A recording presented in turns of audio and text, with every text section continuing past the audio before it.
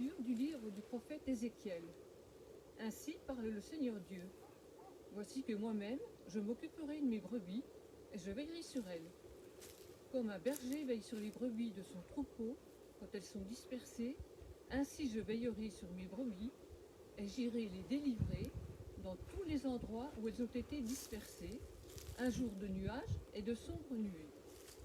C'est moi qui ferai paître mon troupeau, et c'est moi qui le ferai reposer. Oracle du Seigneur Dieu. La brebis perdue, je la chercherai. L'égarée, je la ramènerai. Celle qui est blessée, je la panserai. Celle qui est malade, je lui rendrai des forces. Celle qui est grasse et vigoureuse, je la garderai, je la ferai paître selon le droit. Et toi, mon troupeau, ainsi parle le Seigneur Dieu. Voici que je vais juger entre brebis et brebis, entre les béliers et les boucs.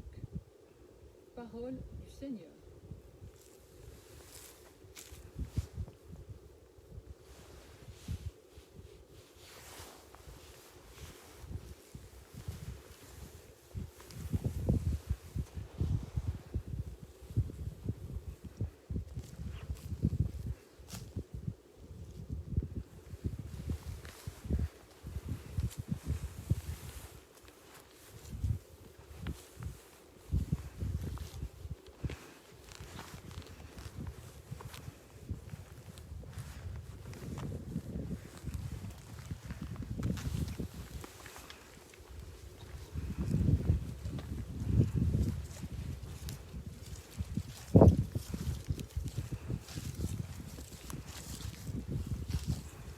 Bonjour à tous.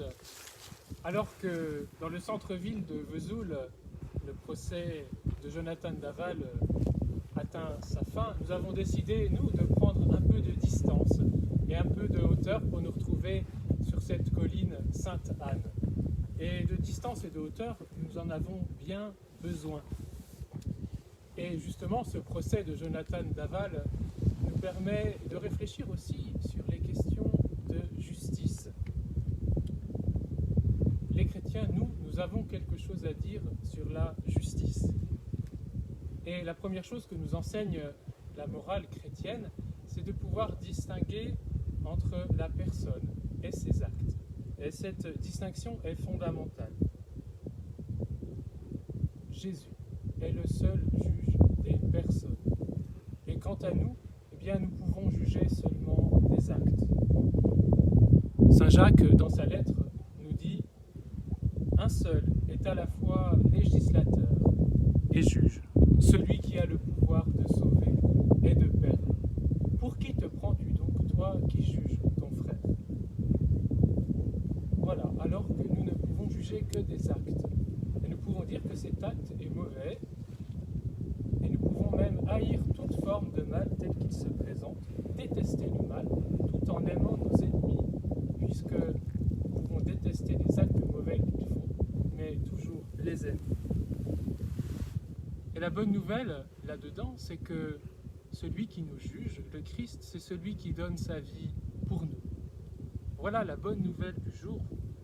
Jésus n'est pas venu pour juger d'abord, mais pour nous sauver. Et c'est toute notre espérance chrétienne qui nous guide jusqu'à la fin du monde, que Jésus n'est pas venu d'abord pour juger, mais pour nous sauver. Alors Jésus est venu sauver des pécheurs. Et ça nous conduit à une deuxième distinction importante, c'est celle de distinguer entre le mal et le péché.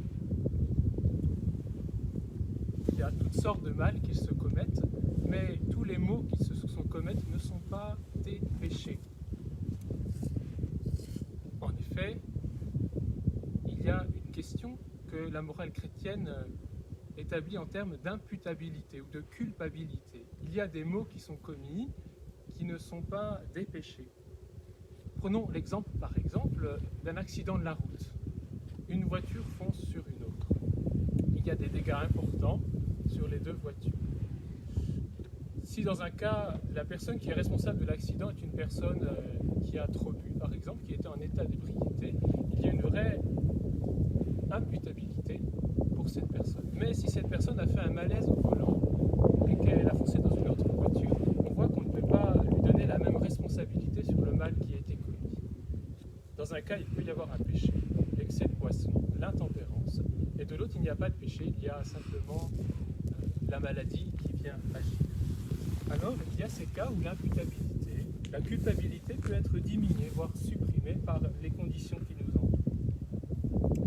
Et dans notre monde moderne, il y a le pape Jean-Paul II avait désigné, lui, les structures de péché, c'est-à-dire ces environnements plus larges que notre propre responsabilité, qui nous conduisaient peut-être à diminuer ou à ne plus nous rendre compte du mal que nous faisons.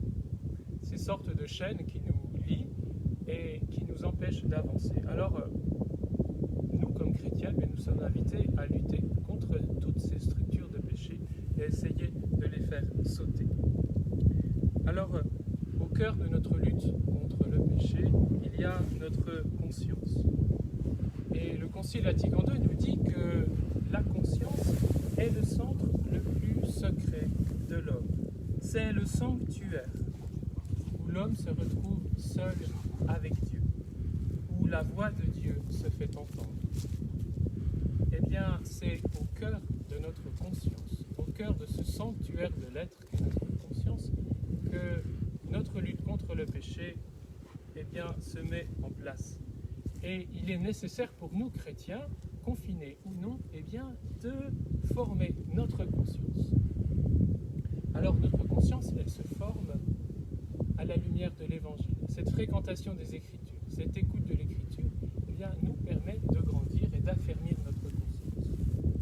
Et puis, notre conscience, elle s'affine aussi dans la relecture régulière de nos actions. Vous vous souvenez sans doute de l'examen de conscience que l'on demande et que l'on peut toujours faire chaque soir avant de se coucher. Je relis ma journée et je repense à ce que j'ai fait de bien et de moins bien, et ma conscience me dit là où je pourrais peut-être progresser.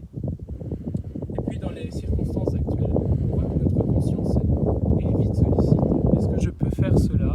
Est-ce que je ne peux pas le faire? Alors il y a la question du droit et il y a la question de l'opportunité personnelle. Est-ce qu'en conscience, je peux me permettre de faire telle action ou telle autre? On voit que la conscience est là nécessaire. Alors notre conscience, elle est éclairée par l'écriture, elle est éclairée par la relecture, et c'est aussi une aventure commune qui est celle de notre communauté chrétienne, de pouvoir aussi nous éclairer mutuellement sur nos découvertes pour grandir ensemble chrétiennement. Finalement, on cherche ensemble à toujours être mieux disciples de ce Christ qui est venu nous sauver et non pas nous juger. Dans notre recherche du bien, notre lutte contre le mal, c'est la vertu de justice qui s'exprime, une des 4 vertus cardinales. Et notre vertu de justice, n'oublie pas la vertu théologale qui est la vertu de charité. Et pour terminer, je voulais vous citer quelques mots de sainte Thérèse de Lisieux. Alors c'était au Carmel de Lisieux, et puis il y avait une dispute entre deux religieuses qui, malgré le silence, avaient dû parler, et une religieuse s'était attachée à prouver à l'autre qu'elle avait raison sur un certain point et que l'autre avait tort. Et Thérèse avait été sollicitée pour donner son avis, et voilà ce qu'elle a répondu à cette religieuse. Un regard d'amour vers Jésus et la connaissance de sa propre misère répare tout. Chercher son droit, c'est agir au détriment de son âme, et vouloir instruire les autres sans même vous mettre dans votre tort, c'est vous dépouiller à contre-temps. De plus, ce n'est pas de bonne guerre, puisque vous n'êtes pas chargé de leur conduite. Il ne faut pas que vous soyez juge de paix. Il n'y a que le bon Dieu qui ait ce droit. Votre mission, à vous, c'est d'être ange de paix.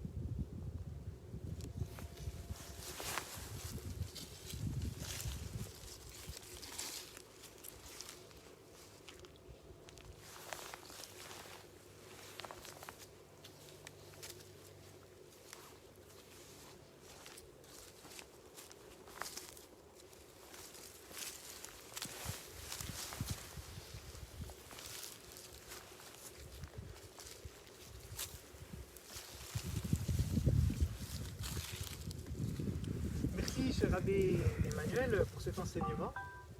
Et donc, vous le savez sans doute, c'est maman qui va vous l'apprendre. Mercredi, nous serons le 25 novembre.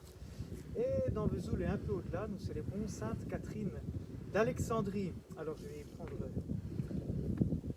mon smartphone pour vous lire quelques lignes du site Nominis. Le site Nominis, en fait, c'est le site le site internet édité par la Conférence des évêques de France, sur lequel on trouve beaucoup de renseignements sur les saints de l'Église. Et voilà ce que dit donc le site Nominis sur Sainte Catherine d'Alexandrie. C'est donc une vierge et une martyre du IVe siècle. Alexandrie en Égypte. Elle est l'une des plus célèbres martyrs des premiers siècles, et écoutez bien, la plus jolie et la plus savante des jeunes filles de tout l'Empire. Voilà une raison largement suffisante pour lui rendre honneur et la fêter, notamment dans la belle ville de Vesoul. Et puis on apprend un peu plus loin sur le site qu'au Moyen-Âge, elle était très vénérée, très priée, Sainte Catherine, et elle fut l'une des voix de Sainte Jeanne d'Arc, une des voix qu'a entendu donc Sainte Jeanne d'Arc, et son culte est resté vivant dans le monde entier. Et je terminerai simplement en vous lisant un petit extrait de la Passion de Sainte Catherine. Je suis, dit-elle, la descendante de l'illustre roi Costos. On m'appelle Catherine. J'ai étudié les langues, exploré toute la science des philosophes et des poètes, mais j'ai compris, ce ne sont que vanités. Alors j'ai suivi mon Seigneur Jésus-Christ, je n'épouserai que mon Dieu. Sur nous, à la suite et à son intercession, nous aussi, sans nier la sagesse, nous laisser toucher par cette grâce du Seigneur. Je vais terminer, frères et sœurs, en vous donnant la bénédiction du Seigneur, en vous rappelant que les prêtres, bien au-delà, les fidèles prient pour vous, prions les uns pour les autres, soutenons-nous dans ces temps, en attendant de connaître les prochaines mesures qui concerneront notamment nos célébrations. Je remercie l'abbé Emmanuel pour l'enseignement, merci Père, merci à Mimi pour la proclamation de la parole de Dieu, et puis à Rodolphe et Mathias qui sont derrière la caméra. Le Seigneur soit avec vous. Et avec votre esprit. Que Dieu Tout-Puissant vous bénisse, le Père, le Fils et le Saint-Esprit. Bonne soirée et bonne fête du Christ Roi.